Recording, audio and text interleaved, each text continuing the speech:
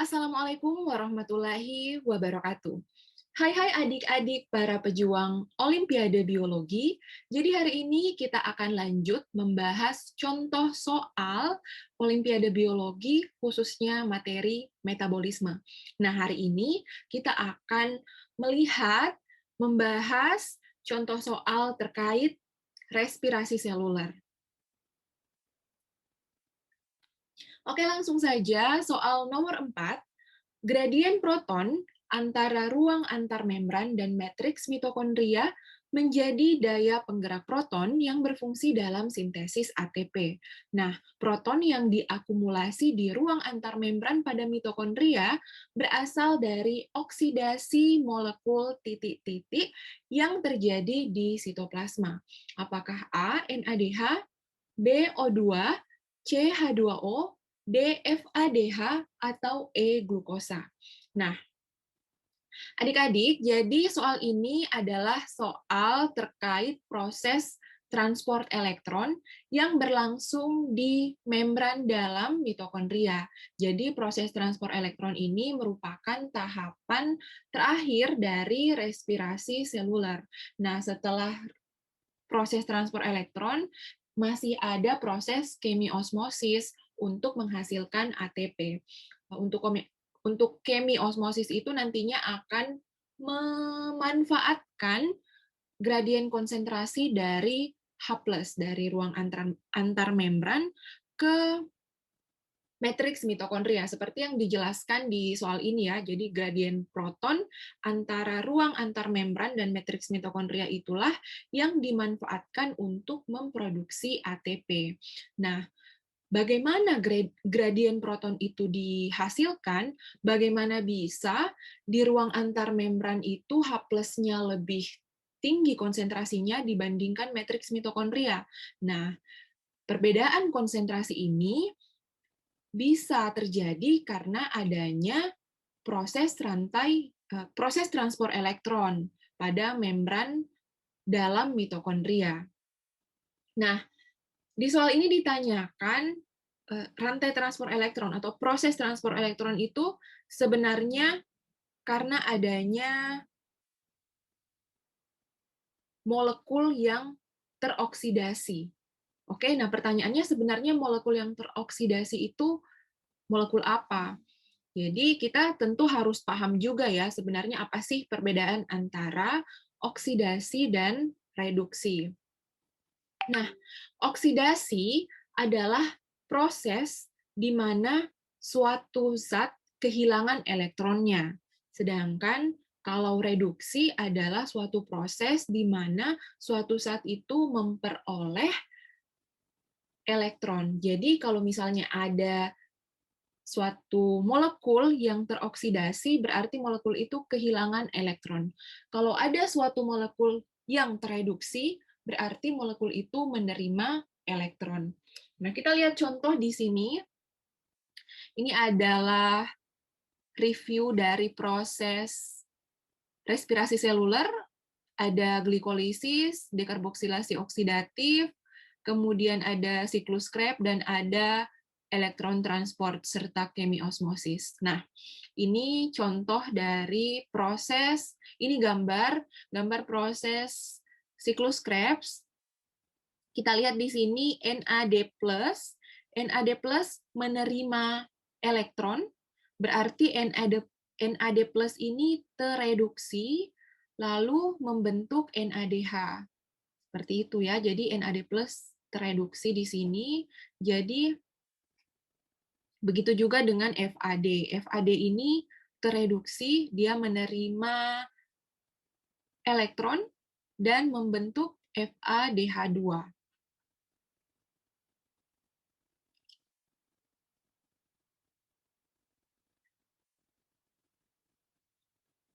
Di sini setelah siklus Krebs, kita memperoleh, jadi setiap kali satu siklus Krebs berlangsung itu kita memperoleh 3 molekul NADH dan 1 molekul FADH2 juga kita memperoleh 1 ATP. Tapi untuk setiap 1 molekul glukosa, satu molekul glukosa di sini kan kita memperoleh 2 pirufat. Kalau kita dapat 2 pirufat, berarti kita dapat 2 asetil-CoA. Nah, kalau 2 asetil-CoA berarti akan ada 2 kali putaran untuk siklus Krebs ini. Jadinya untuk setiap glukosa yang diproses itu kita memperoleh 6 NADH, 2 FADH2, dan 2 ATP pada siklus Krebs. Nah, ATP ini kan sudah merupakan energi yang bisa digunakan. Tetapi untuk NADH dan FADH2 itu masih perlu diproses lebih lanjut di rantai transport elektron untuk bisa menghasilkan ATP yang lebih banyak. Oke. Nah, bagaimana prosesnya berlangsung? Di sini, di membran dalam mitokondria, NADH memberikan elektronnya ke kompleks 1. Nah, jadi elektron ini diterima oleh kompleks 1. Kalau NADH memberikan elektronnya, berarti NADH ini kehilangan elektron, berarti dia teroksidasi. Nah, berarti kita sudah dapat molekul yang teroksidasi di sini adalah NADH, karena dia kehilangan elektron. Nah, selanjutnya elektron dari kompleks 1 ini akan ditransfer ke kompleks 3. Nah, setiap kali elektron ditransfer di kompleks 1 ini, energinya digunakan juga untuk pompa proton atau pompa H+ dari matriks mitokondria ke ruang antar membran. Nah, bagaimana dengan FADH2? Jadi FADH2 mentransfer elektronnya pada kompleks 2, bukan pada kompleks 1. Nah, FADH2 juga teroksidasi karena kehilangan elektronnya. FADH2 teroksidasi, di sini dikeluarkan FAD, lalu elektronnya diterima oleh kompleks 2. Dari kompleks 2, elektron dari FADH2 lalu ditransfer ke kompleks 3.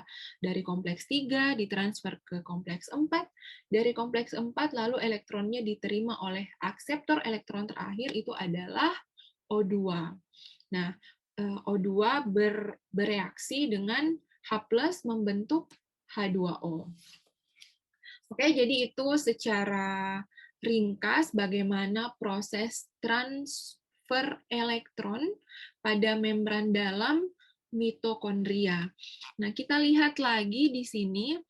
Jadi di sini setiap kali elektron melewati kompleks 1, itu ada pompa proton dari matriks mitokondria ke intermembran.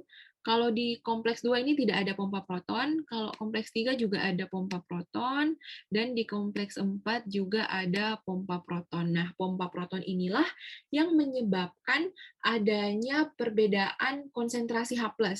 Nah, dalam hal ini H+ di dalam ruang antarmembran menjadi semakin tinggi, sedangkan H+ di matriks mitokondria menjadi semakin rendah. Oke, kita lanjut. Lalu bagaimana kalau misalnya ini konsentrasi H+-nya sudah semakin tinggi di ruang antarmembran? Nah, ini detail bagaimana pompa proton bisa menyebabkan H+ di ruang antarmembran ini semakin tinggi konsentrasinya. Nah, pertanyaan selanjutnya, bagaimana konsentrasi H+ ini berkaitan dengan produksi ATP. Jadi, pada ruang antarmembran, satu-satunya tempat, satu-satunya titik, atau satu-satunya protein yang permeable terhadap H+, itu adalah ATP sintase. Jadi, satu-satunya pintu keluar bagi H+ dari ruang antarmembran ke matriks mitokondria itu adalah ATP sintase. Nah, di mana ketika H+ melewati ATP sintase ini, mereka melewati gradien konsentrasinya ya, jadi dari konsentrasi tinggi ke konsentrasi rendah. Jadi itu tidak membutuhkan energi. Justru energi yang dihasilkan itu energi gerak proton ya. Energi gerak proton ini dimanfaatkan oleh ATP sintase untuk memfosforilasi ADP sehingga dibentuk ATP. Oke, jadi proses transport elektron dan kemiosmosis pada membran dalam mitokondria itulah yang berkontribusi pada produksi ATP pada respirasi seluler. Nah, kembali lagi ke pertanyaan tadi, molekul apa yang dioksidasi? Jadi molekul yang teroksidasi itu ternyata adalah NADH dan FADH2. Nah, kalau O2 itu perannya apa? O2 itu perannya sebagai akseptor elektron terakhir. Oke, kita lihat kembali soal yang tadi.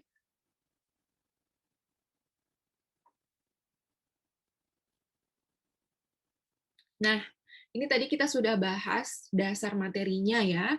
Jadi, proton yang diakumulasi di ruang antarmembran pada mitokondria berasal dari oksidasi molekul titik-titik yang terjadi di sitoplasma.